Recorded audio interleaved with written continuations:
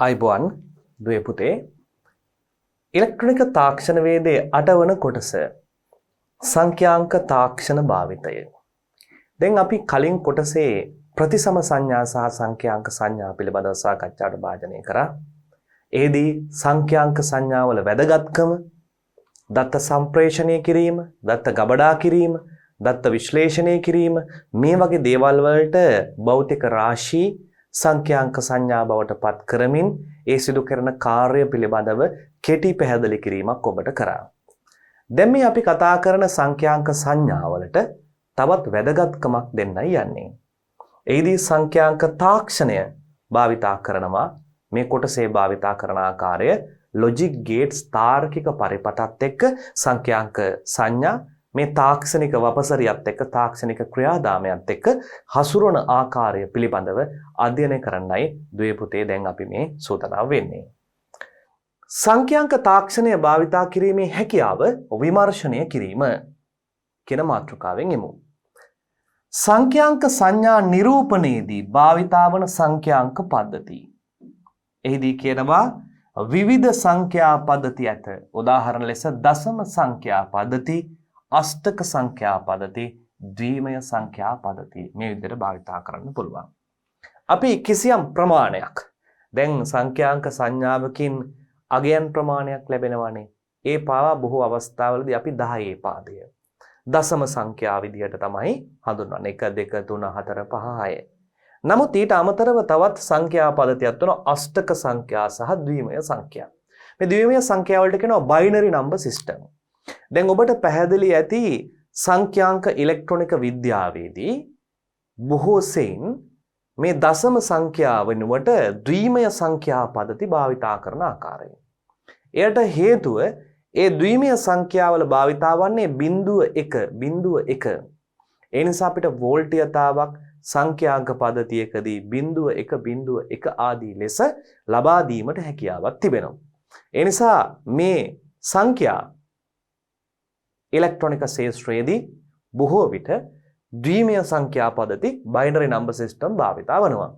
දැන් අපි මෙම කොටසේදී සාකච්ඡා කරන්න බලාපොරොත්තු වෙනවා මේ දශම සංඛ්‍යා, ද්විමය සංඛ්‍යා මේ වගේ පද්ධති වල තිබෙන ක්‍රියාකාරීත්වය, අන්තර් සම්බන්ධතාවය. මේ මගින් මොනවද වෙන්නේ? කොහොමද මේ ගණිත ක්‍රියාවන් සිදුවන්නේ? මේ ගණිත ක්‍රියාවන් සඳහා භාවිතා කරන අනෙකුත් උපාංග මොනවාද? ඒවායේ ක්‍රියාකාරීත්වය මොනවද කියලා කෙටියෙන් විස්තර කිරීමක් තමයි බලාපොරොත්තු වෙන්නේ. සංඛ්‍යා ඉලෙක්ට්‍රොනික විද්‍යාවේ ද්විමය සංඛ්‍යා පද්ධති ඉතා වැදගත් අංගයක් වේ. දශම සංඛ්‍යා 1 2 3 4 5 6 7 8 යන ඕනෑම ඉලක්කමකින් කියනු ලැබේ. උදාහරණයක් ලෙස 728.65 ඉලක්කම භාවිතා කරමින් ලියන්නත් පුළුවන්. අපිට පූර්ණ සංඛ්‍යා ලියන්නත් පුළුවන්. ඒ වගේම දශම සංඛ්‍යා ලියන්නත් පුළුවන්. මේ ඔක්කොටම අපි දශම සංඛ්‍යා කියලා කියනවා. නමුත් අපි කතා කරා මේවට වඩා ද්විමය සංඛ්‍යා පද්ධති බයිනරි නම්බර් සිස්ටම් එකක් භාවිතා කරන එක මේ සංඛ්‍යාංක සංඥා ඩිජිටල් සිග්නල් එක්ක වැඩ කරන්න හරි පහසුයි. ඒ පහසු වෙන ආකාරය මා දැනුත් ප්‍රකාශ කරා කලින් කොටසේදීත් දුවල පුතාලත් එක්ක දීර්ඝ වශයෙන් සාකච්ඡා කරලා හමාරයි. මෙහි 7න් නිරූපණය කරන අගය 700කි. 5න් නිරූපණය කරන අගය 100න් 5කි. දැන් මේ බලන්න දශම තිත තියලා මේ හදාගත්ත දශම සංඛ්‍යාවේ තේරුම කුමක්ද? අපි මුලින්ම එනවා දශම බිඳුවයි 5ට. දැන් මෙතන තියෙන්නේ දශම බිඳුවයි 5නේ.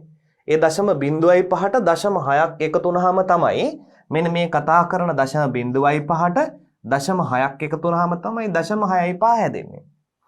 ඒ නිසා 5 කියන ඉලක්කම 100ෙන් බෙදෙනවා.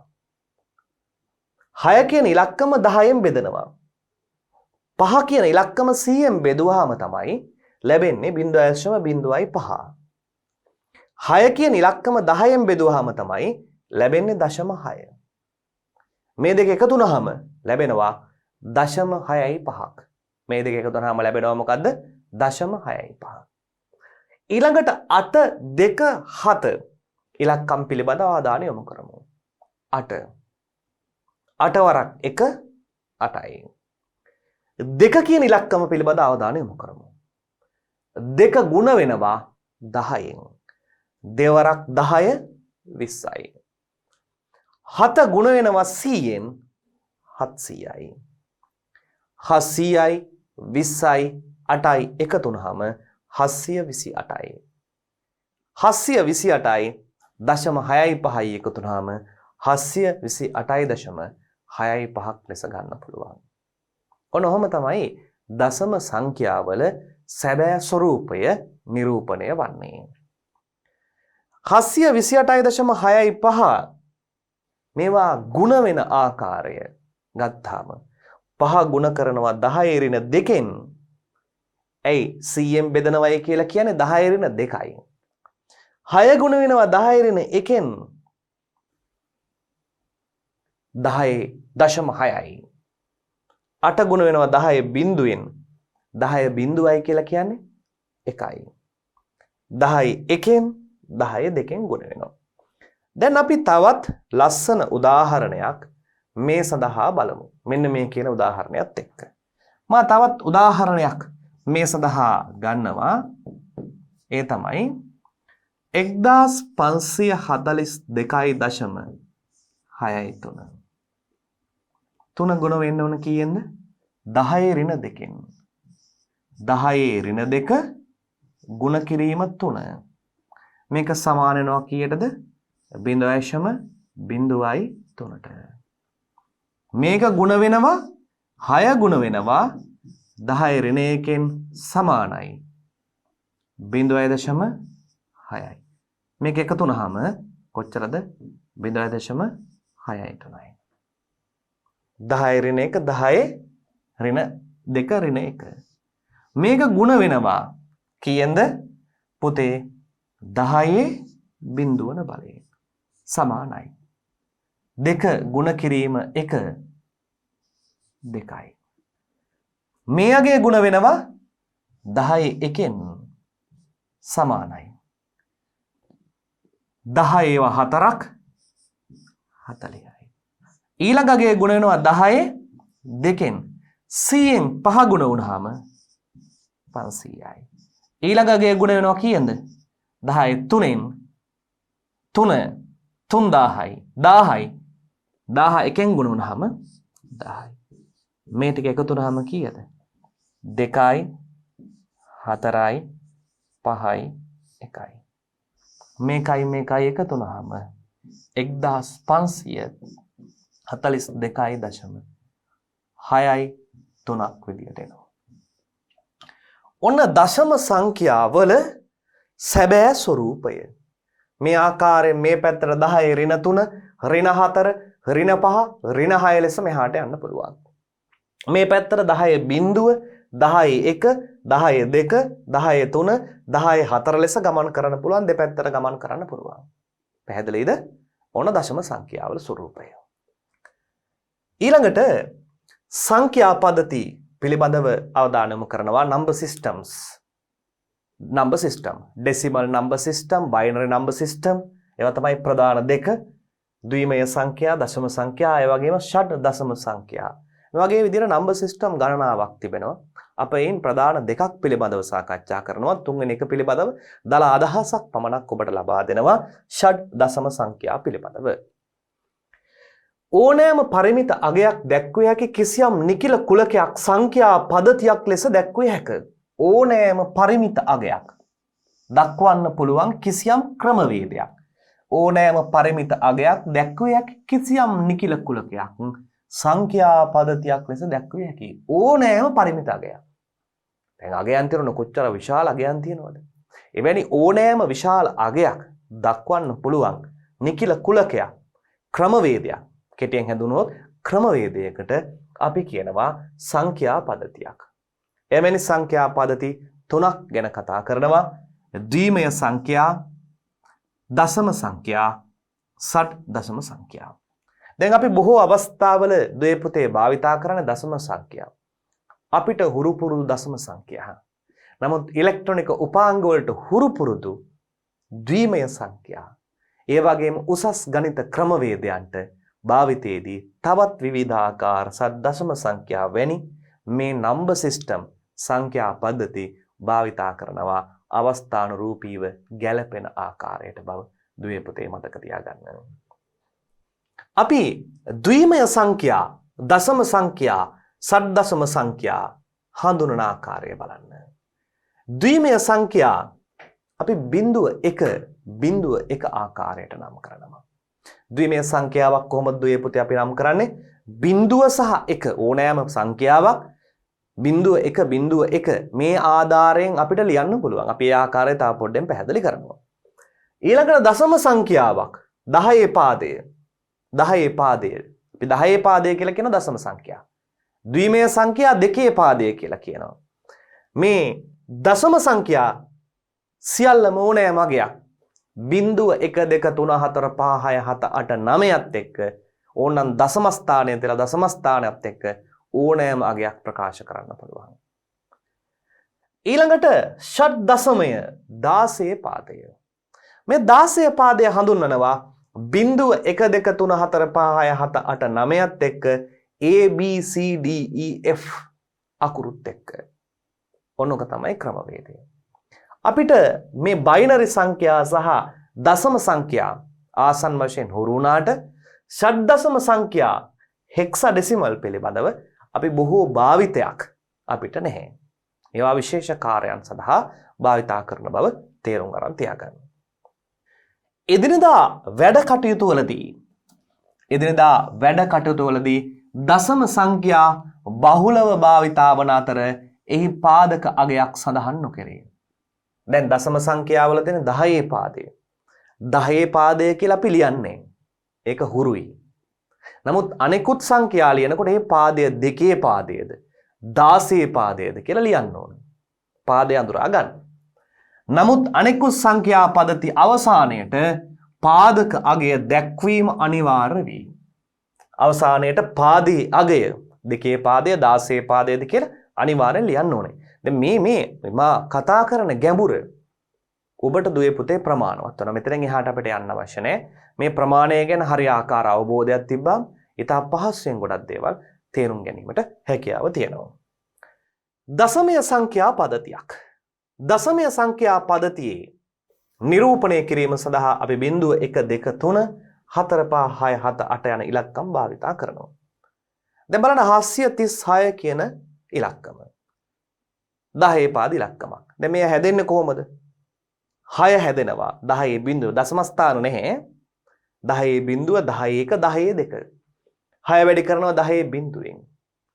3 වැඩි කරනවා 10 1කින්. 7 වැඩි කරනවා 10 වර්ගෙන්. ඒ තුනම එකතු කරාම 6 30 700 එකතු කරාම 736යි.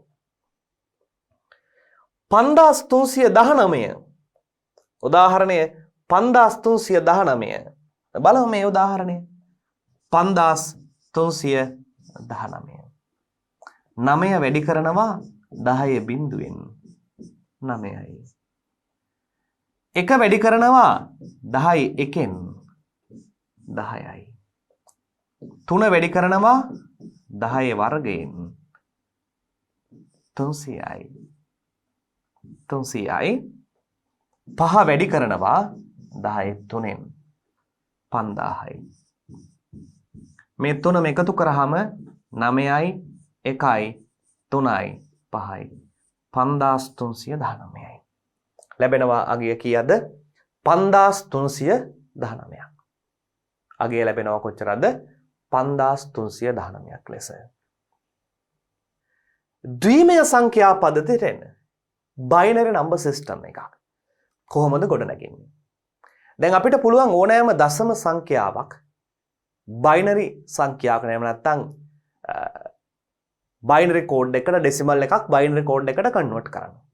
ඒ වගේම බයිනරි එකක් ඩෙසිමල් එකකට කන්වර්ට් කරන්නත් පුළුවන්. මේ දෙපැත්තම කරන්න පුළුවන්. බිඳුව සහ 1 යන සංඛ්‍යා අගයන් විතරක් භාවිතා කරමින් තමයි මේ බයිනරි නම්බර් සිස්ටම් එක බයිනරි කෝඩ් එක නැත්නම් ද්විමය සංඛ්‍යාවක් අපිට ලියන්න හැකියාව ලැබී තිබෙන්නේ. එහිදී කියනවා බිඳුව සහ 1 යන ඉලක්කම් දෙක භාවිතයෙන් යම් සංඛ්‍යාවක අගය නිරූපණය කිරීම මෙම සංඛ්‍යා පද්ධතියෙන් සිදුවේ. මේ සංඛ්‍යා පද්ධතියෙන් සිදුවන්නේ මොකද්ද? බිඳුව සහ එක යන ඉලක්කම් දෙක භාවිතයෙන් යම් සංඛ්‍යාවක අගය නිරූපණය කිරීම මෙම සංඛ්‍යා පද්ධතියෙන් සිදුවේ. දශම සංඛ්‍යාවක් ද්විමය සංඛ්‍යාවක් ලෙස දැක්වීමට පහත දක්වා ඇති පියවර අනුගමනය කරනු ලැබේ.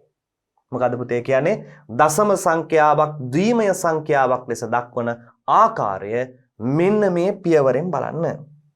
දශම සංඛ්‍යා ලබ්ධිය බිඳුව වනතෙක් පියවරෙන් පියවර දෙකෙන් බෙදීම. දැන් අපි දශම සංඛ්‍යාවක් අරගෙන ලබ්ධිය බිඳුව වනතෙක් ක්‍රමානුකූලව දෙකෙන් බෙදාගෙන යනවා. ලබ්ධිය බිඳුව වනතෙක් දෙකෙන් බෙදාගෙන යනවා. දෙකේ පාදයනේ බයිනරි සිස්ටම් කියලා කියන්නේ. එම බෙදෙන සෑම පියවරකදීම ශේෂය දක්වනවා. බෙදාගෙන යද්දි ඒ සෑම පියවරකදීම ශේෂය පැත්තකින් ලියනවා. එම පියවරදී ලැබුණු ශේෂය අග සිට මුලට සකස් කරනවා. අග ඉඳන් මුලට සකස් කරනවා. ඔන්න ඔය ක්‍රමවේද තුන අනුගමනය කරන. හොඳට මතක තියාගන්න. පළමු ක්‍රමය මොකද්ද පුතේ? දශම සංඛ්‍යාව ලබ්ධිය බිඳුව වනතෙක් පියවරෙන් පියවර බෙදාගෙන යනවා. ඒ බෙදෙන සෑම පියවරකදීම ශේෂය ලියා තබා ගන්නවා. අග ඉඳලා මුලට මේ බිඳුව 1 ආදී වශයෙන් ලියාගෙන යනකොට අන්න අර දශමය සංඛ්‍යාව ඩෙසිමල් එකක් බවට ඩෙසිමල් එක බයිනර් එකක් බවට කන්වර්ට් වෙලා. එහෙම නැත්නම් දශමය සංඛ්‍යාව ද්විමය සංඛ්‍යාව බවට ද්විආංගී සංඛ්‍යාවක්. ඔය ද්විමය කියන වචනේ තවත් එකක් වෙන ද්විආංගී සංඛ්‍යාවක් බවට පත් වෙලා තියෙනවා. මේ සමාන වචනත් මතක තබා ගැනීම දුවල පුතාලට විශේෂයෙන් වැදගත් වන කාරණාවක්. දැන් මේ උදාහරණය බලන්න. දැන් මේ උදාහරණය දෙස බැලුවාම 14 කියන එක ඩෙසිමල් එක බයිනරි කෝඩ් එකක් බවට පත් කරන්න ඕනේ. දැන් මේ 14 කියන සංඛ්‍යාව ලියනවා නම් ලියන්නේ මෙහෙම පාදයක් එක්ක. ඔහොම ලියන්නේ නැහනේ අපි. ඒක අවශ්‍ය නැහැ. නමුත් අනික් නම්බර් සිස්ටම් වලදී විශේෂයෙන්ම එයාගේ පාදය සඳහන් කිරීම අනිවාර්ය වෙනවා. නම්බර් සිස්ටම් එක පාදය සඳහන් කිරීම අනිවාර්ය වෙනවා. දැන් පළමු ක්‍රමවේදය. දැන් මෙයාගේ පළවෙනිට කියන්නේ මොකද්ද? දශම සංඛ්‍යාව ලබ්ධිය බිඳුව වන තෙක් පියවරෙන් පියවර දෙකෙන් බෙදන්න. දැන් දෙකෙන් බෙදාගෙන යනවා. 14 බෙදනවා දෙකෙන්. උත්තරය 7යි. ශේෂය බිඳුවයි. ආපහු දෙකෙන් බෙදනවා 3යි. ශේෂය 1යි. ආය දෙකෙන් බෙදනවා 3 දෙකෙන් බෙදනවා 1යි. ශේෂය 1යි. 1 දෙකෙන් බෙදනවා බිඳුවයි. ශේෂය 1යි. 1 දෙකෙන් බෙදනවා බෙදෙන්නේ නැහැනේ බිඳුවයිනේ. ශේෂය කීයද? 1යි. අවසාන වශයෙන් එනකම් බෙදන්න ඕනේ. එතකොට මේ සංඛ්‍යාව කොයින්ද පටන් ගන්නෙ? ශේෂයන්ගෙන් පටන් ගන්නවා. 1 1 1 බිඳුව. උත්තරය 1 1 1 බිඳුව. 1 3යි බිඳුවයි. ඩෙසිමල්. බයිනරි බවට පත් කිරීම. 1 3යි බිඳුවයි. යට ඉඳන් තමයි පටන් ගන්න. 1 3යි බිඳුවයි. ශේෂයෙන් තමයි මේ බයිනරි එක නිර්මාණය වන්නේ. එතකොට අපි දැන් බලන්නකෝ 14 කියන ඉලක්කමට ද්විමය සංඛ්‍යාවකින් අපි ලබා දෙනවා 1 3යි බිඳුවයි. සංඛ්‍යාංක පද්ධතියක 14 ඉලක්කම තිබෙනවා නම් එය හඳුන්වන්න 1 3යි බිඳුවයි දෙනවා. වෝල්ටේජ් 1 3 කී බිඳුවකුයි දුන්නාම 14 කියලා ඒ ඩිජිටල් සර්කිට් එක හඳුනා ගන්නවා. ඒ සමගම තර්කණත් එක්ක ඕනෑම ක්‍රියාදාමයක් කිරීමේ හැකියාව තිබෙනවා. මෙන්න මේවට අපි කියනවා ඩිජිටල් සර්කිට් සිස්ටම් එකක් ඇතුලේ ද්විමය සංඛ්‍යාත් එක්ක වැඩ කරන්න ලේසි. හරිම ලේසි. වෝල්ටේජ් එකක් දෙන්න විතරයි තියෙන්නේ. වෝල්ටේජ් කිහිපයක් සම්බන්ධ කිරීම පමණයි තිබෙන ඩිජිටල් සර්කිට් එකක් ඇතුලේ. ඊළඟට ඔබ තවත් උදාහරණ කර බලන්න මේ වගේ ආකාරයට. මේ නම්බර් සිස්ටම් එක ඩෙසිමල් එක කන්වර්ට් කරන්න බයිනරි එකට මෙවැනි උදාහරණ ගණනාවක් කරලා බලන්න මේ අනිවැරදි ආකාරයෙන් ලැබෙනවද කියලා. එවැනි උදාහරණ කිහිපයක් සිදු කර ඇති ආකාරයක් තමයි මේ තිබෙන්නේ. එක ඉලක්කම 0.1 දෙක ඉලක්කම 0.2 0.3 3 0.2 1 4 0.1 0.0 5 0.1 0.1 6 0.1 1 7 0.1 1 8 10 මේ හැම එකකම දෙකේ පාදය ලිවීම අනිවාර්යයි. දැන් මේ දෙකේ පාදය ලියලා නැහැ. මතක තියාගන්න දෙකේ පාදය කියලා ලියන්න ඕනේ. එතකොට තමයි හඳුනා ගන්න. නැත්තම් මේක දශම සංඛ්‍යාවක් වගේ බලන කෙනෙකුට හිතෙන්න පුළුවන්. ඔය දෙකේ පාදය. 9 ඉලක්කම ලියනවා. 1.0.1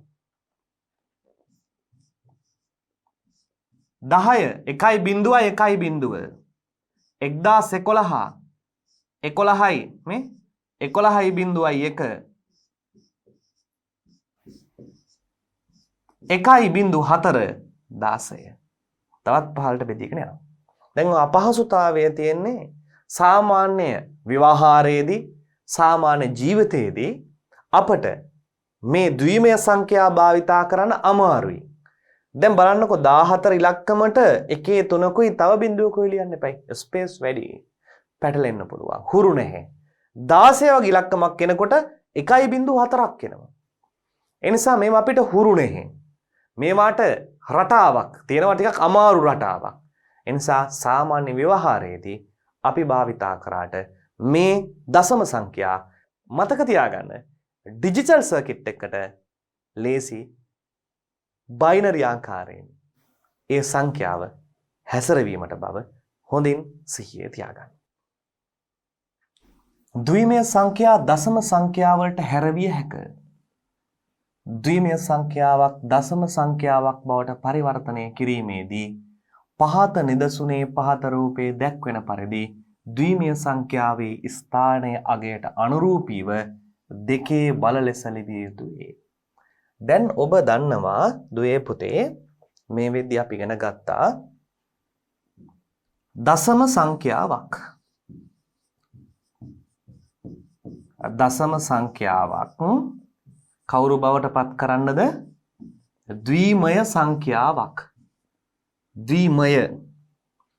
ද්විමය සංඛ්‍යාවක් බවට පත් කරන්න.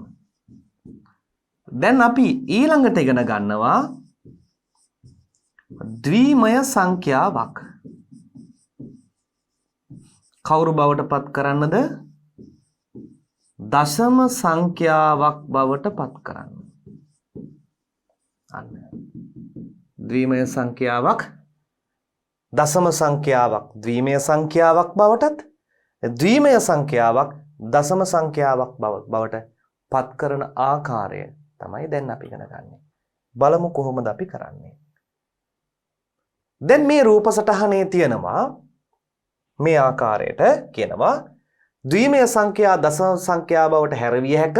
ද්විමය සංඛ්‍යාවක් දශම සංඛ්‍යාවක් බවට පරිවර්තනය කිරීමේදී පහත නිදසුනේ පහත රූපයේ දැක්වෙන පරිදි ද්විමය සංඛ්‍යාවේ ස්ථානයට අනුරූපීව දෙකේ බල ලෙස ස්ථානයට අනුරූපී දෙකේ බල. දැන් මේ කෙළවර ඉඳන් මේ කෙළවරට එනකොට මේ තියෙන්නේ පළමු ස්ථානය. මේ දෙවන ස්ථානය. මේ තුන්වන ස්ථානය, හතරවෙනි ස්ථානය. පළමු ස්ථානය කියන්නේ දෙකේ බිඳුව. දෙවන ස්ථානය දෙකේ 1. තුන්වන ස්ථානය දෙකේ 2. හතරවෙනි ස්ථානය දෙකේ 3. ඒවා බවට පත් කරන්න ඕනේ. දැන් කෙළවරේ තියෙන ඉලක්කම කීයද? 1යි. 1 වැඩි කරන්න කීයද? 2 බිඳුවෙන්.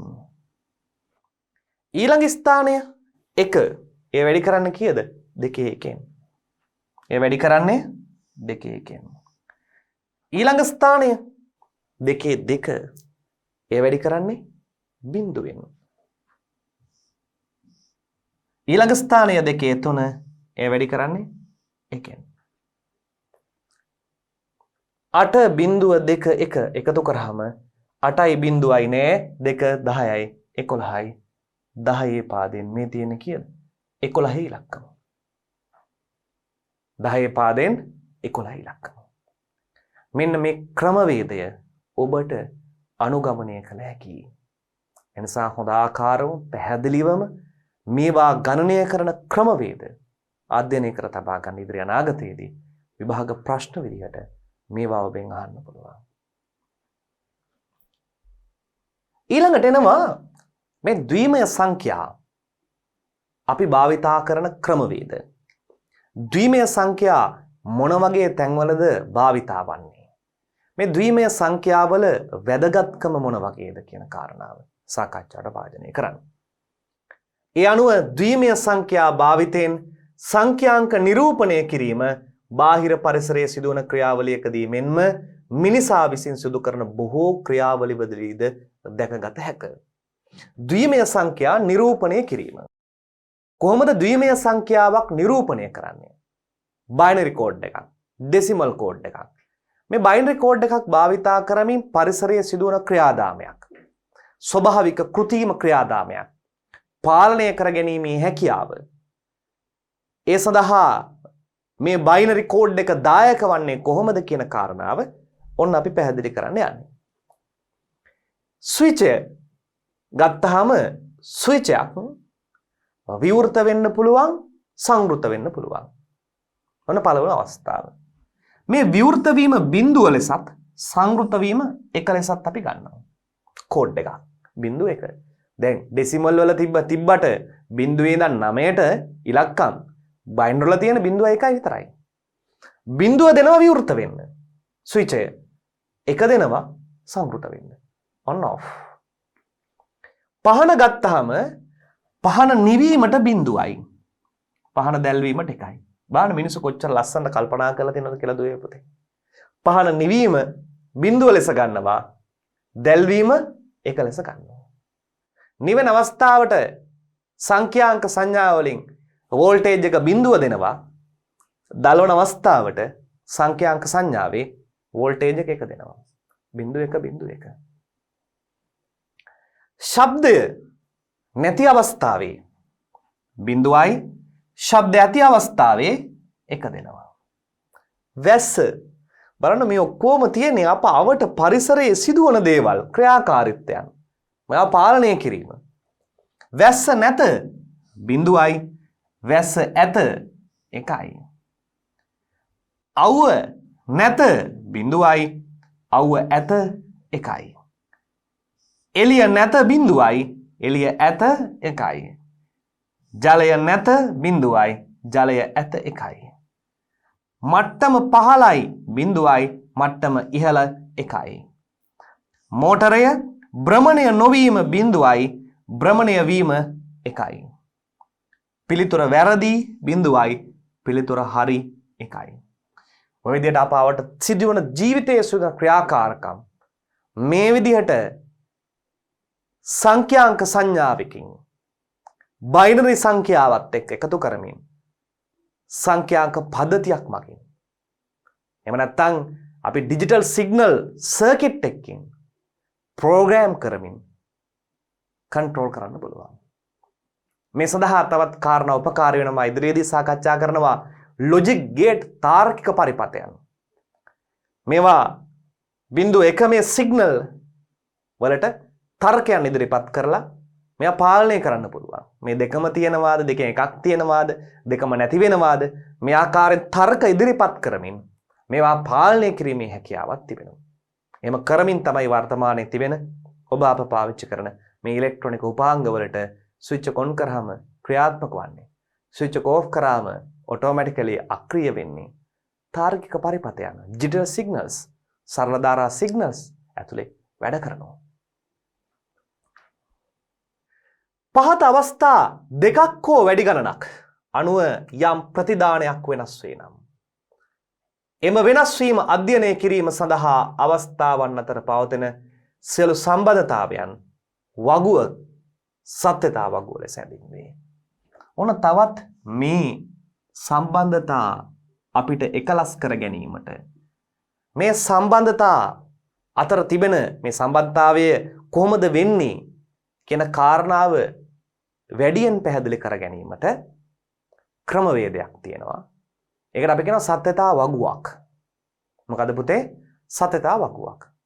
මේ සම්බන්ධතා බිඳුව එක ඇත නැත තියෙනවා නේ, කැරකෙනවා නේ. මේ සම්බන්ධතාවයන්, මේ අන්තර් සම්බන්ධතාවයන් ගොනු කරගන්න, පැහැදිලි කරගන්න අපිට තියෙනවා ක්‍රමයක්. ඒකට අපි කියනවා සත්‍යතා වගුවක්. මොකද පුතේ කියන්නේ? සත්‍යතා වගුවක්. ඉහත අවස්ථා දෙකක් හෝ වැඩි ගණනක් අනුව යම් ප්‍රතිදානයක් වෙනස් වේ නම් එම වෙනස් වීම අධ්‍යයනය කිරීම සඳහා අවස්ථාවන් අතර පවතන සියලුම සම්බන්ධතාවයන් ඇතුළත් වගුව සත්‍යතා වගුවයි. දැන් මේ අවස්ථාවන් තියෙනවනේ. මේ අවස්ථාවන් දෙකක් හෝ වැඩි ගණනක් අපිට සත්‍යතා වගුවට දාන්න පුළුවන්. මේ අවස්ථාවන් වැඩි ගණනක් සත්‍යතා වගුවට දාලා ඊට අදාළව ප්‍රතිදානය සකස් වන ආකාරය අධ්‍යයනය කරන ක්‍රමවේදය වගුව අපිට කියනවා මොකද්ද? සත්‍යතා වගුව. මේ අනුව පහත රූපේ සඳහන් අවස්ථා සඳහා පහත සඳහන් ආකාරයට සත්‍යතා වගුව සකස් කරන්න පුළුවන්. දැන් අපි මෙන්න මේ ක්‍රියාකාරීත්වයට සත්‍යතා වගුව නිර්මාණය කරනවා. මේ සංසිද්ධිය මොකද්ද? ස්විචය වැසීම on off on off on off on off. මේ ස්විචය ඇරීම වැසීම කියන එක සත්‍යතා වගුවට දානවා. මෙයත් එක ප්‍රතිදානයක් එනවනේ. ස්විච් එක ඇරෙන වැසෙනකොට බල්බය දැල්වීම නිවීමක් සිදු වෙනවා. ඉහත රූපයේ පරිපත ක්‍රියාව පහත දැක්වේ. අන්න බලන්න ක්‍රියාව තර්කන වගුව. Switch off switch on. බල්බය නොදැල්වේ දැල්වේ. තර්ක වගුව ප්‍රධානය බිඳුව 1 ප්‍රතිදානය බිඳුව 1. ප්‍රධානය බිඳුව 1 ප්‍රතිදානය බිඳුව 1. ප්‍රධානය බිඳුව 1 ප්‍රතිදානය බිඳුව 1. තර්ක වගුව. දැන් මීටත් වඩා මේක පැහැදිලි කරගන්න පුළුවන් අපිට මෙන්න මේ ආකාරයෙන්. එම පහනට පාලනයට ප්‍රධාන ස්විච් දෙකක් යොදා පරිපතය තර්ක වගුවක් ගොඩනගා ගැනීම පහත අයුරු කරන්න පුළුවන්. දැන් මෙතෙන්ට එක ස්විච් එකයිනේ දැම්මේ. ස්විච් දෙකක් දානවා. මේ ස්විච් දෙක ක්ලෝස් නම් එකද මේ ස්විච් විවෘතයි නම් ඕපන් නම් බිඳුවද ලෙස ගන්නවා. වසා තැබුවොත් 1යි ඇරලා තිබ්බොත් බිඳුවයි. B එකත් වසා තැබුවොත් බිඳුවයි ඇරලා තැබුවොත් 1යි. දැන් මේකට සත්‍යතා වගුවක් ගොඩනගා ගන්න යන්නේ. මෙයාට පවතින්න පුළුවන් ඇරලා තිබ්බොත් බිඳුවයි වහලා තිබ්බොත් 1යි. වහලා තිබ්බොත් බිඳුවයි ඇරලා තිබ්බොත් 1යි. මේ අවස්ථාවෙන් මෙයාගේ ප්‍රතිදානය වන බල්බය දැල්වේද නොදැල්වේද? බල්බය දැල්වේද නොදැල්වේද යන තර්කය අපිට ගොඩනගා ගන්න පුළුවන්. බලමු මේ තර්කය ගොඩනගා ගන්න ආකාරය. ඉහත රූපයේ දැක්වෙන පරිපත ස්විච් දෙකක් ඇති නිසා ප්‍රධානයන් දෙකක් ඇත. ස්විච් දෙකක් තියෙන නිසා ඒට ප්‍රධානයන් දෙකක් තියෙනවා. එම ප්‍රධානයන් දෙකම අනුව පහන පාලනය වෙනවා. ඒ ප්‍රධානයන් දෙකම අනුව මේ පහන පාලනය වෙනවා. ඒ අනුව පහන පාලනය වන අවස්ථා ගණන පහත සමීකරණයෙන් ලබා ගන්න පුළුවන්. ඒ පහන කොහොමද පාලනය වෙන්නේ කියලා බලන ලස්සනට මේ පැල්ලහැ තියෙන සමීකරණයෙන් දෙන හැටි. අවස්ථා ගණන දෙකේ n. n කියන්නේ මොනවාද? ප්‍රධානයන් ගණන. ප්‍රධානයන් ගණන කීයක් තියෙනවද? 2යි. ප්‍රධානයන් 2යි. AB ප්‍රධානයන් 2යි. ඒ ප්‍රධානයන් දෙකක් තිබ්බාම දෙකේ වර්ගය 4යි. අවස්ථා 4ක් එනවා. එකිනෙකට වෙනස් අවස්ථා 4ක්. ඒ තමයි දෙකම ඇරිලා A ඇරිලා B වැහිලා B ඇරිලා A වැහිලා දෙකම ඇරිලා වැහිලා. ඔන්න අවස්ථාව. ප්‍රතිදානයෙන් ගන්නවා. දැන් මේ පැත්ත ප්‍රධානය. මේ ප්‍රතිදානය. ප්‍රතිදානයෙන් පෙන්눔 කරනවා බල්බය දැල් වෙන්නේ මොන අවස්ථාවේදීද? මේ දෙකම වැහිලා තියෙන අවස්ථාවේදී. දැන් මේ ප්‍රදානයේ තියෙන මේ තර්කය ප්‍රතිදානෙන් ඒ ආකාරයටම ලබා ගන්න. ඔන්න ඔය අවස්ථාවට තමයි අපි ලොජික් ගේට්ස් භාවිතා කරන්නේ. දැන් ලොජික් ගේට් කොතෙන්ද දෙන්නේ කියලා ළමයාට ප්‍රශ්නයක් තියෙනවනේ. තාම ලොජික් ගේට් ගැන කතා කරේ නේ.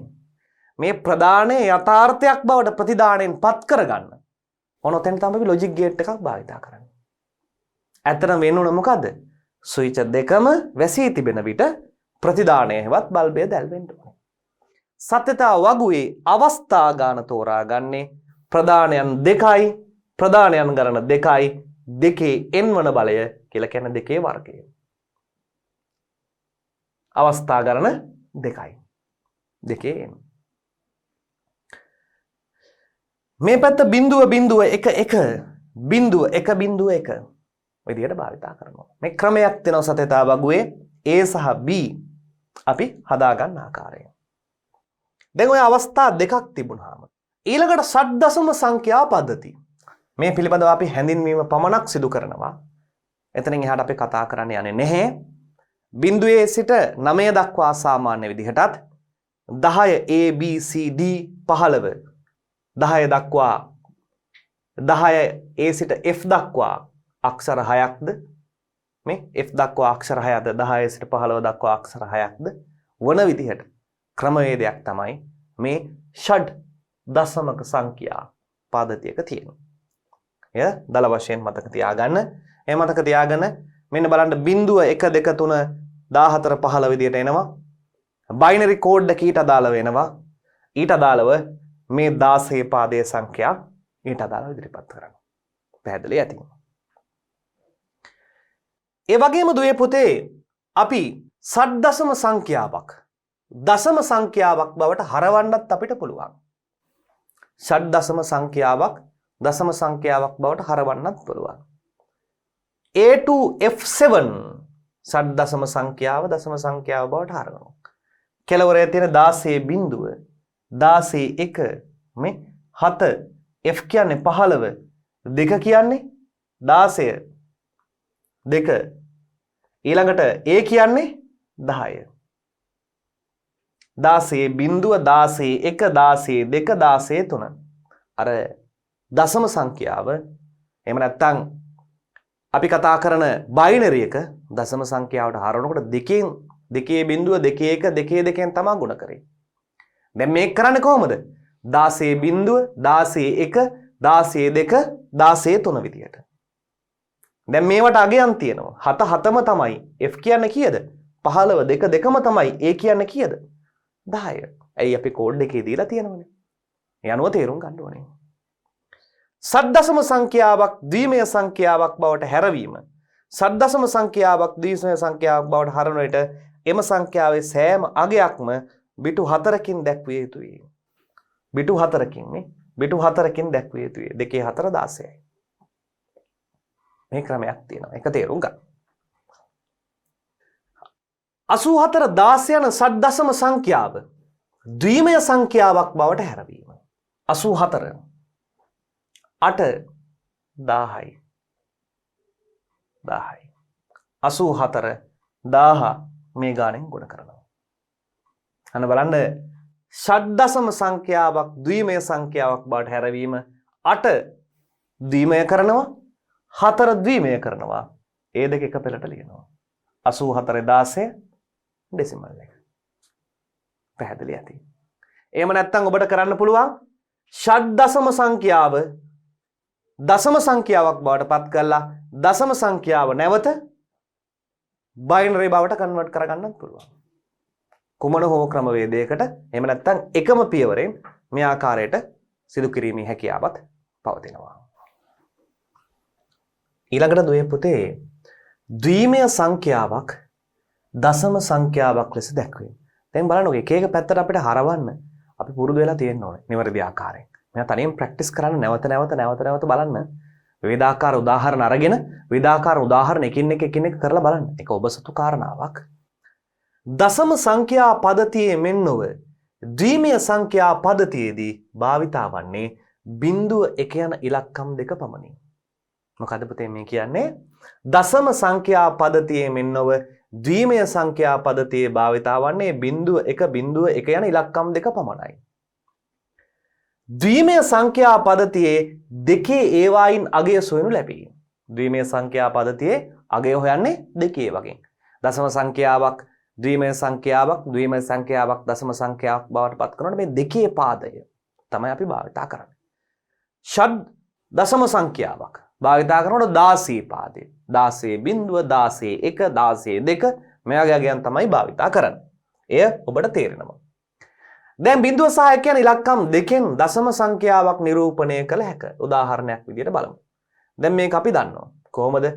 2 බිඳුව 2 1 2 2 2 3 ඔන්න ඔය විදිහට අපිට ගන්න පුළුවන්. ඔය විදිහට අරගෙන ඒවා අදාළ අගයන්ගෙන් ಗುಣ කරලා ගත්තාම ඔන්න ලැබෙනවා කීයද? 11 කියලා. 11 කියලා කියන දශම සංඛ්‍යාව. 1.1 කියලා කියන්නේ කීයද? 11. 10 පාදයෙන්. දැන් මේ දෙපැත්තටම කන්වර්ට් කිරීම පුළුවන් වෙන්න ඕනේ. දැන් ආපහු නැවත වතාවක් 11 වගේ ඉලක්කමක් ද්විමය සංඛ්‍යාවකට පරිවර්තනය කරන්නේ කොහොමද? දෙකෙන් බෙදාගෙන යනවා. දෙකෙන් බෙදාගෙන ශේෂය දක්වනවා. ඒ ශේෂය අග සිට මුලට ලිව්වහම එය මොකක් බවට පත් වෙනවද? ද්විමය සංඛ්‍යාවක් බවට පත් වෙනවා. දශම සංඛ්‍යාවක් ද්විමය සංඛ්‍යාවක් ලෙස දැක්වීම. ඩෙසිමල් ටු බයිනරි. අන ඩෙසිමල් බයිනරි එකට කන්වර්ට් කරන විදිය. දශම සංඛ්‍යාවක් ද්විමය සංඛ්‍යාවක් ලෙස දැක්වීමට පහත දක්වා ඇති පියවර අනුගමනය කරන්න. දශම සංඛ්‍යාව ලබ්ධිය බිඳුව වන තෙක් පියවරෙන් පියවර දෙකෙන් බෙදීම. අපි කලින් සඳහන් කරා. එම බෙදෙන සෑම පියවරකදීම ශේෂය දැක්වීම අනිවාර්ය වෙනවා. එම පියවරවලදී ලැබුණු ශේෂයේ අගය මුල සිට සකස් කිරීම, අග සිට මුලට සකස් කිරීම, එවිට දශම සංඛ්‍යාව අනුරූප ද්විමය සංඛ්‍යාව ලැබෙනවා. දැන් මේ තියෙන්නේ 19 10 පාදය දෙකේ පාදයට හරවනවා. බෙදන්න පටන් ගන්නවා දෙකෙන්. දෙවරක් 9 18යි. එකක් ඉතුරු වෙනවා 19. ආය දෙකෙන් බෙදනවා. දෙවරක් 4 8යි ඉතුරු 1යි. දෙකෙන් බෙදනවා බිඳුවයි. දෙකෙන් බෙදනවා 1යි. ලබ්ධිය බිඳුවයි. එනිසා පිළිතුර වෙනවා 1.0.0.1 1.0.1 දෙකේ පාදයට 19 කියන ඉලක්කම 10 පාදයෙන් ගත්තහම මේක මොන පාදයට සමානද? මේ පාදයට සමාන වීමක් සිදු වෙනවා. ඔන්න පාද දෙක සමානයි. මෙන්න මේ කාරණාව හොඳින් තේරුම් ගන්න. ද්විමය නිරූපණයේ වැදගත්කම සහ වාසි. දැන් අපි කතා කරා ද්විමය සංඛ්‍යාවක වැදගත්කම. සංඛ්‍යාංක පද්ධතිවල හරි ලේසි 0.1 භාවිතා කරන එක සංඛ්‍යාංක සංඥා නිරූපණය කිරීමේදී.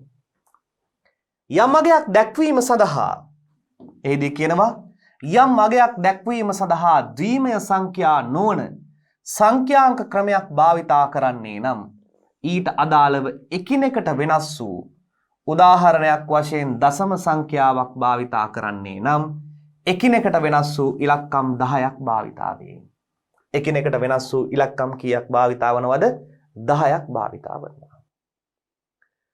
මෙසේ භාවිතා කර වටිනාකමක් හෝ සංඥාවක් හෝ එක් ස්ථානයක සිට තවත් ස්ථානයකට සම්ප්‍රේෂණය කිරීමේදී එකිනෙකට වෙනස් වූ වෝල්ටියතා 10ක් භාවිතා කිරීමට සිදුවේ. මෙවැනි අවස්ථාවක වෝල්ටියතා කීයක් භාවිතා කරන්න සිදු වෙනවද? වෝල්ටියතා 10ක් භාවිතා කරන්න සිදු වෙනවා. බිඳුවට එක වෝල්ටියතාවක්. 1ට 2ට 3ට 4ට 5ට 6ට 7ට 8ට 9ට වෝල්ටියතා 10ක්. මේ මොන සංඛ්‍යාවට අදාළවද? දශම සංඛ්‍යා අදාළව. නමුත් ද්විමය සංඛ්‍යාව සෑම එකක්ම නිරූපණය කරන්නේ 0.1 විතරයි. මෙතනට වෝල්ටියතා කීයද? 2යි. හරි ලේසි පහසුයි. ඒ නිසා තමයි මේ සංඛ්‍යාංක පද්ධතිවල ද්විමය සංඛ්‍යා ඩෙසිමල් භාවිතා වීම සිදුවන්නේ. ද්විමය සංඛ්‍යා බයිනරි භාවිතා වීම සිදුවන්නේ. උදාහරණයක් ලෙස බිඳුව 1 2 3 4 ගමු. මෙයාට වෝල්ටේජ් යනවා බිඳුව 1යි v 2යි v 3යි v 4යි v. මම 10ක් අවශ්‍යයි. එහෙම වෙන්නේ නැහැ කියන කතාව තමයි කියන්නේ. උදාහරණයක් ලෙස 1 2 3 4 ආදිය සඳහා 1 2 වී 3 වී 4 වී යෙදිය හැක. සංඥාවක් තැන්පත් කිරීම සඳහා ඉහත ක්‍රමය භාවිතා කළ හැකි විට එකිනෙකට වෙනස් වෝල්ටීයතා 10ක් අවශ්‍ය වේ. උදාහරණයක් ලෙස විවිධ ශේෂ චුම්බකත්වයන් මේ සඳහා මොනවා කරගන්න පුළුවන්ද හඳුනා ගැනීමට හැකියාව තියෙනවා.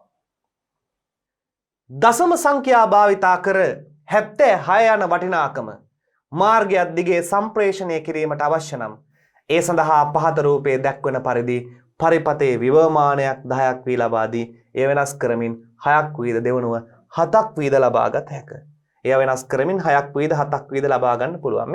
මෙයාගේ අඩු කර කර අදාළ වෝල්ටීයතාවය ලබා ගැනීමේ හැකියාව තියෙනවා කියලා හිතන්න.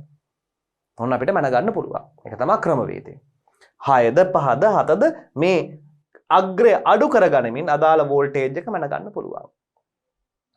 එහෙත් මේ අගයන් පද්ධතියක් දිගේ ගමන් කළ යුත්තේ ධාරාවක් ලෙසිනි. මෙහිදී මාර්ගයේ වෝල්ටීයතා බැස්ම හේතුවෙන් ආදායක කෙරවලට වෝල්ටීයතා මීටරයක් සම්බන්ධ කර 7ක් වී සහ 6ක් වී දක්වා මීටර වලට අඩුවීමක් සිදු වෙනවා. මේ අගයන් තැන්පත් කිරීමේදී සහ ලබා ගැනීමේදී මුල් අගයන් වෙනස් විය හැකි බව මේ අනුව පැහැදිලි වෙනවා. දැන් මේට අදාළ මේ කෙලවරේ ලබා ගන්න විට මේ තියෙන අගයන්ට වඩා අඩු අගයන් සමහර වෙලාවට ලැබෙන්න පුළුවන්. මේ අවාසිදායක තත්ත්වයක්. මේ කුමක්ද පුතේ? අවාසිදායක තත්ත්වයක්. එහෙත් 76 සම්ප්‍රේෂණය කිරීමේදී ද්විමය සංඛ්‍යා භාවිතා කරොත් 1.1 යන සංඥා සම්ප්‍රේෂණය කළ යුතු වේ. මෙහිදී එක ලෙස ඕනෑම ඉහළ වෝල්ටීයතාවයක්ද බිඳුව ලෙස වෝල්ටීයතාවක්ද භාවිතා කරාම මේවා වෙනස් වෙනවද? වෙනස් වෙන්නේ නැහැ. මේක තමයි කියන්නේ. එනිසා මෙවැනි අවස්ථාවක විචලන වෙන අවස්ථාවක මේ අගේ නිරූපණය කරන්න මේ සංඛ්‍යා සියල්ලක්ම අවශ්‍ය වෙන්නේ නැහැ. අවශ්‍ය වන්නේ කිසියම් වෝල්ටීයතා පහළ මට්ටමක් සහ ඉහළ මට්ටමක් විතරයි. එෙහිදී වේගය, නිර්වදතාවය, හැසිරවීම පහසු වෙනවා. සංඛ්‍යාංක පද්ධතියක් සඳහා හැසිරවීම පහසු වෙනවා. දැන් මෙවැනි අවස්ථාවක් බලන්න එහිදී කරන්න තියෙන මොකද්ද? එකට දෙනවා, බිඳුවට දෙනවා. එක බිඳුව ඊට අදාළ වෝල්ටේජ් එක පාලනය වෙනවා. අර විදිහට වෙනස් කරන්න අවශ්‍ය නැහැ. මාරු කරන්න තියෙන බිඳුව සහ බිඳුව 1 අතර විතරයි. බිඳුව 1 අතර මාරු කරාම අදාළ වෝල්ටේජ් එක අපිට ඕනනම් 7 වී ගන්න පුළුවන්. අපිට ඕනනම් 7ක් වී ගන්න පුළුවන්. නැත්නම් 6ක් වී ගන්න පුළුවන්. ඔන්න ඔයාගේ යන්නෙන් ගන්න පුළුවන්. අර විදිහට වෙනස් කරන්න අවශ්‍ය නැහැ. බිඳුව 1 අතර වෙනස් කරන්න විතරයි තියෙන්නේ. ඒ නිසා මේක පහසුයි. වඩා ලේසි මේ කාර්යය කියන එක තමයි මේ ඔබට ඔප්පු කරන්න යන්නේ. අප අවට සිදුවන හෝ සිදු කරන තත්ත්වයන් වැඩි ප්‍රමාණයක් විකල්ප දෙකකින් යුක්ත වේ. උදාහරණ පහත දක්වා ඇත. දැන් විකල්ප දෙකක්. අපි විකල්ප ගණනාවක් දැන් කතා කරලා තිබෙනවා. වහිනවා නෑ. පායනවා නෑ. කැරකෙනවා කැරකෙන්නේ නැහැ. මෙන්න මේ වගේ. උස් පහත්, හිස් පිරුණු, සංවෘත, විවෘත, හරි වැරදි මේ අවස්ථා දෙකට බිඳුව 1 විදියට දීලා සත්‍යතා වගුවක් ගොඩනගාගෙන අපි ඊට අදාළව ප්‍රදානය ප්‍රතිදානය ක්‍රියාත්මක වන ආකාරයත් හොඳින් පරීක්ෂා කරා. යම් සිදුවීමක පැවතිය හැකි තත්ත්ව දෙකකට වඩා ඇති විට සීමාන්තයන් තීරණය කිරීමෙන් තත්ත්ව දෙකක් බවට පරිවර්තනය කිරීම සිදු කළ හැකිය. උදාහරණයක් ලෙස ටැංකියක් ජලයෙන් පිරුණු අවස්ථාවක් සහ හිස් අවස්ථාවක් අතර තත්ත්වයන් අනන්ත සංඛ්‍යාවක් පවතී. එහෙත් ටැංකියේ යම් මට්ටමක් තීරණය කළ පසු එම මට්ටම එකෙන් ඉහළ එකෙන් පහළ ලෙස සැලකීමට හැකිය. දැන් මේ ටැංකිය බලන්න. මේ ටැංකිය බැලුවහම බිඳුවේ ඉඳලා මේ ටැංකියේ කට මට්ටම දක්වා අවස්ථා ගණනාවක් අපිට එකින් එක කඩන්න පුළුවන්. ලීටර 1, ලීටර 2, ලීටර 3ක් පිරෙන ලීටර 5ක් 10ක් 15ක් 20ක් 70ක් 80ක් 1000ක් දක්වා මට්ටම් යන්න පුළුවන්. ඒක අපිට අපහසුයි. ඒ නිසා අපි සාමාන්‍ය භාවිතයේදී අපිට එහෙම වැඩකුත් නැහැ. ලීටර 1000ක් විතර තියෙන ටැංකිය ලීටර 789යි දැන් තියෙන්නේ. 788යි තියෙන්නේ. එහෙම අපිට වැඩක් නැහැ. අපි කිසියම් මට්ටමක් තෝරා ගන්නවා. මේ මට්ටමක්. මේ මට්ටමකුත් දෙනවා.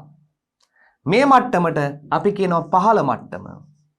ඒට තර්කය දෙනවා බිඳුව. ඉහළ මට්ටමක් තීරණය කරනවා ඒ තර්කයට දෙනවා 1. වතුර මට්ටම අඩු වෙලා මේ පහළ මට්ටම බිඳුව සමග සමපාත වෙනකොට ඕන්න අපි දැන් දන්නවා ටැංකිය වතුර අඩුයි. එවැනි අවස්ථාවක ප්‍රතිදාන මෝටරයක් ක්‍රියාත්මක කරනවා. ටැංකිය ඉහළ මට්ටමට ගිහිල්ලා පිරුණට පස්සේ එක ප්‍රදානයට අනුව වතුර මෝටරය ඔෆ් කර ගන්නවා. අන්න ස්වයංක්‍රීය පද්ධතියක් ක්‍රියාත්මක කරවා ගැනීමේ හැකියාව මේ බිඳුව එක මගින් අපිට කරන්න පුළුවන්. ඒ නිසා මෙසේ සිදුවන සහ සිදු කරන තත්ත්වයන් මත ප්‍රතිඵලයක් ලබා ගැනීමේදී ඒ සඳහා බිඳුව 1 යොදා ඒවා සම්බන්ධතාවයක් සිදුවන අන්දමට අනුව තර්ක තත්ත්ව සම්බන්ධ කිරීමෙන් ප්‍රතිඵලයක් ලබා ගැනීම පහසු වේ. අන්න මේ තර්කයට එක්ක ලොජික් ගේට් එකත් එක්ක මේකට ප්‍රධාන විදියට මෝටරය සම්බන්ධ කරනවා මේ තර්කයට. මේ තර්ක ගොඩනගා ගන්නවා, ලොජික් ගොඩනගා ගන්නවා. ඒ නිසා මේ බිඳුව 1 ආදී ද්විමය පද්ධති සංඛ්‍යාංක පද්ධතිත් එක්ක භාවිතා කිරීම ඊටාම වාසිදායක බව ඊටාම පැහැදිලිව ඔබට දැන් තේරෙන්න ඕනද නැද්ද? තේරෙන්න ඕන. පරිගණක ගණක යන්ත්‍ර වැනි නවීන උපකරණ බොහොමයක් නිර්මාණයේදී මෙම සංඛ්‍යාංක තාක්ෂණය උපයෝග කරගෙන ඇත. මේ තර්ක තත්ත්වයන් සම්බන්ධ කරන ආකාරය පහත විස්තර කරනවා. තර්කයන්. භාග සංඛ්‍යා ද්විමය සංඛ්‍යා බවට පත් කරන්න.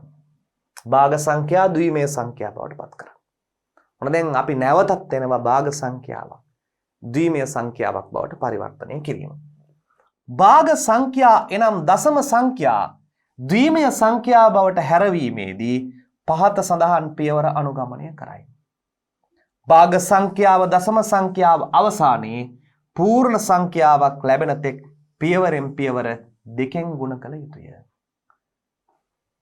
භාග සංඛ්‍යාවක් ද්විමය සංඛ්‍යාවක් බවට පත් කරනවා.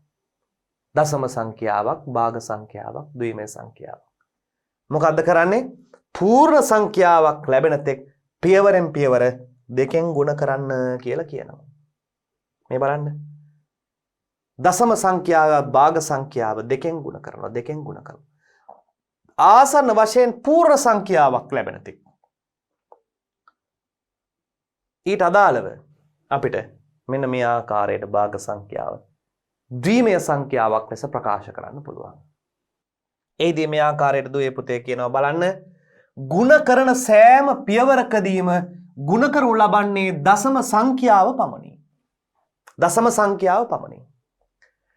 ගුණ කිරීමේ පියවරවලදී දශම සංඛ්‍යාවට ඉදිරියෙන් අදාළ පූර්ණ සංඛ්‍යාව සටහන් කරගනු ලැබේ.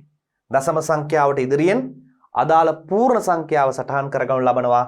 එම පූර්ණ සංඛ්‍යාව බිඳුව 1 මුල සිට අගට සැකසූ විට අදාළ සංඛ්‍යාව ලැබේ. මුල සිට අගට සැකසූ විට අදාළ සංඛ්‍යාව ලැබේ. දැන් කොහොමද මේ ක්‍රමවේදය කරන්නේ? 0.437.5 ගුණ කරනවා 2කින්. 0.875 බිඳුව. 8750 ගුණ කරනවා 2කින්. 1.75.1 ගුණ කරනවා. අන්න ලැබෙනවා මොන සංඛ්‍යාවක්ද? පූර්ණ සංඛ්‍යාව.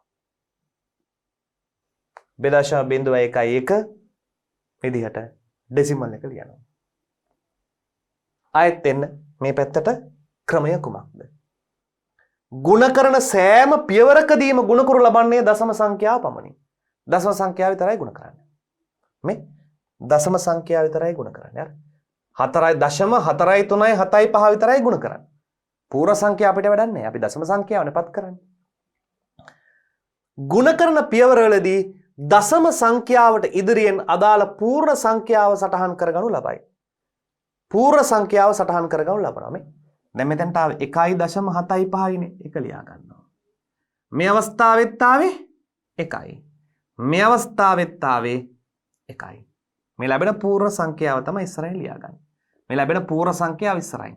පූර්ණ සංඛ්‍යාව ඉස්සරහින්. පූර්ණ සංඛ්‍යාව ඉස්සරහින්. මගේ සම්පූර්ණ සංඛ්‍යාවක් ලැබෙනකන් මේ දශම සංඛ්‍යාව ගුණ කරගෙන යනවා.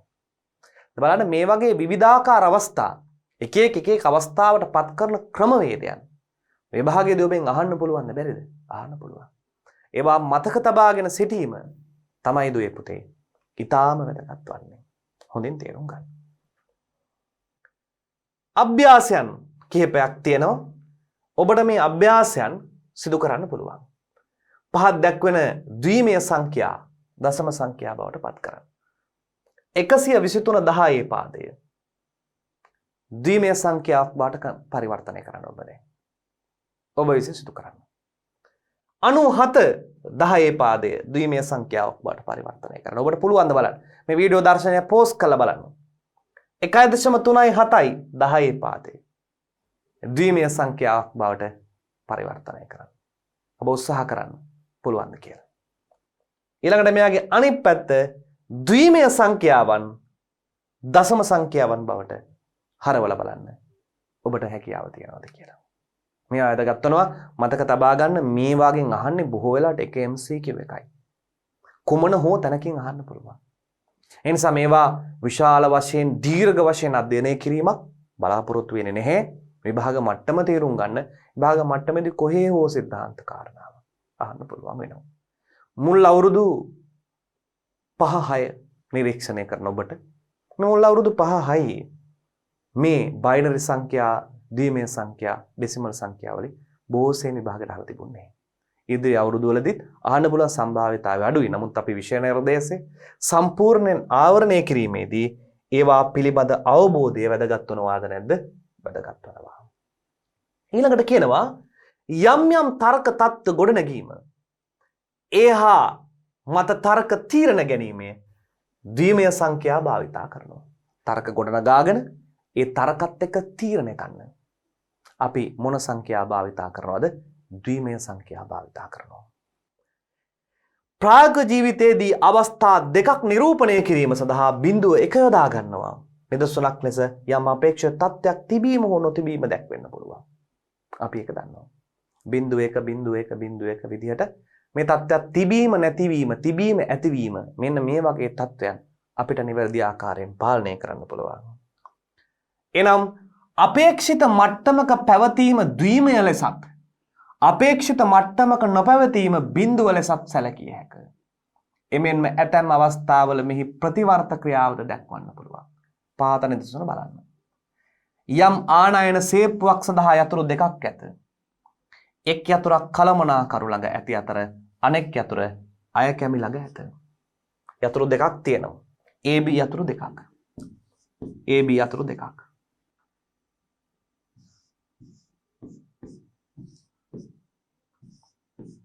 ලොක් එක ඇරෙන්නේ මේ යතුරයි දෙකම ක්‍රියාත්මක වුණොත් තමයි ප්‍රතිදානය ඇරෙන්නේ. එනිසා ඒ අයගේ තියෙන එක ඇරීමට බිඳුවත් වැසීමට බිඳුවත් ඇරීමට එකත් ලෙස දුන්නාම සත්‍යතාවක ගොඩනගෙනවා. මේ දෙකම ඇරුණොත් තමයි සේප්පු ඇරෙන්නේ. ප්‍රතිදානය. මෙන්න මේ විදිහට තර්කයන් අපිට ගොඩනගා ගන්න පුළුවන්. සේප්පුව විවෘත කිරීම කළමනාකරු සහ අය කැමි දෙදෙනාම කරනවා. ඒ කළමනාකරු ඇත, ඒ කළමනාකරු නැත. B අය කැමි ඇත, අය කැමි නැත. Z සේප්පුව A විවෘතයි, බිඳුව විවෘත නැහැ. දෙන්නම හිටියොත් තමයි ඇරෙන්නේ. එකක් හෝ ඇරලා තිබ්බොත් ඒ ඇරෙනවද? ඇරෙන්නේ නැහැ. මෙන්න මේ පැත්තට අපි ප්‍රතිදානය කියලා ගන්නවා. මේ පැත්තට ප්‍රදානය කියලා ගන්නවා. මේ පැත්ත ප්‍රතිදානය, මේ පැත්ත ප්‍රදානය ලෙස ගන්නවා. ඔන්න ඔය සඳහා තමයි අපි තර්ක ගොඩනගාගන්නේ මේ ස්වයංක්‍රීකරණය සඳහා. මේ අනුව සේප්පුව විවෘත කිරීම A හා B යන දෙදෙනාම සිටිය යුතු බව තහවුරු වෙයි. පුද්ගලයන් සිටීම ද්විමය එක මගින්ද, පුද්ගලයන් නොසිටීම ද්විමය බිඳුව මගින්ද නිරූපණය කරයි. තවද සේප්පුව විවෘත වීම එක මගින්ද, සේප්පුව විවෘත නොවීම බිඳුව මගින්ද සිදුවේ. එනම් මෙයාගේ ප්‍රදානය පාලනය වන්නේ ද්විමය සංඛ්‍යාවකින්, ප්‍රතිදානය පාලනය වන්නේ මොනාගෙන්ද පුතේ? ද්විමය සංඛ්‍යාවකින් බව ඔබට ඉතා පැහැදිලිද නැද්ද? පැහැදිලි. ප්‍රදානය ප්‍රතිදානය මේ දෙකම ද්විමය සංඛ්‍යා මගින් පාලනය වන බව දුවල පුතාලට ඉතාම පැහැදිලි. මේ සිදුවීම තුල්්‍ය විදුලි පරිපතයක් ගැන පැහැදිලි කරන්න පුළුවන්. අපි සාමාන්‍යයෙන් මේ තර්කය පැහැදිලි කරන්න විදුලි පරිපතයක් ගොඩනගා ගන්නවා. AB ස්විච් දෙකම විවෘත වුණොත් තමයි Z බල්බය දැල් වෙන්නේ. හරියට Aගේ Bගේ දෙන්නගේම සේප්පු යතුරු දෙක ඇරුණොත් තමයි සේප්පුව සම්පූර්ණයෙන් ඇරෙන්නේ කියන කාරණාවට අපිට එන්න පුළුවන්. ප්‍රායෝගික සිදුවීමක් උදාහරණයක් ලෙස භාවිතා කොට තර්කමය අවස්ථාව ප්‍රතිඵලය සකස් කරන ආකාරය පිළිබඳව අවබෝධයක් ලබා ගැනීමෙන් පසු ඉලෙක්ට්‍රොනික ශාස්ත්‍රයේ භාවිතා කරන තර්ක ద్వාර ලොජික් ගේට් පිළිබඳව අපිට මෙතෙන් සිට විමසා බලන්න පුළුවන්. දැන් අර තර්කය ක්‍රියාත්මක කරවන්න නිකම් බෑ. දැන් සේප්පු දෙකේ අය කැමී සහ මුදල් අය කැමී කියන දෙන්නම දැන් මේතන සේප්පුව මේ කියන ගත්තාම මේතන සේප්පුවේ දෙන්නෙක් ඉන්නවනේ කලමනාකරු සහ මුදල් අය කැමී. කලමනාකරු සහ මුදල් අය කැමී. මේ දෙන්නම යතුරු දෙක අරනකොට සේප්පුව ඔටෝමැටිකලි ඇරෙන්න ඕනේ. ඒ සේප්පුව ඇරීමේ ක්‍රියාවලිය පාලනය කරන කොටස ස්වයංක්‍රීයව කරන කොටස තාර්කික පරිපථය. ඒ සේප්පුව ඇරෙන්න සේප්පුව වැහිලා තියෙන්න කියන කාරණාව ක්‍රියාත්මක කරන්නේ මැදට එනවා. ප්‍රධානය ප්‍රතිදානය මැදට එනවා. මෙන්න මේ ආකාරයට ප්‍රධානයටයි ප්‍රතිදානය මැදටයි ක්‍රියාත්මක වෙන්න එනවා කවුද? ලොජික් ගේට් එකක්. ලොජික් ගේට් එකක්. මේ ලොජික් ගේට් එක තමයි මෙය පාලනය කරන්නේ. ද්විමය කේතක දශමක කේතක. මෙහිදී අදාළ දශම සංඛ්‍යාව සුදුසු අංකනයක් හෙවත් කේතයක් මගින් දක්වනු ලබනවා.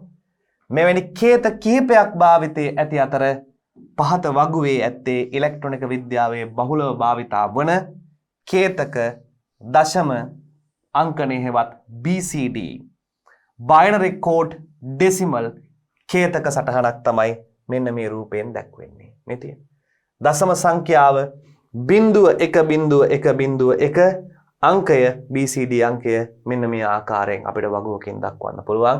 ඔබ මතක තබා ගන්නව නම් මතක තබා ගන්න. අපිට ඉදිරියේදී වැදගත් වෙනවා.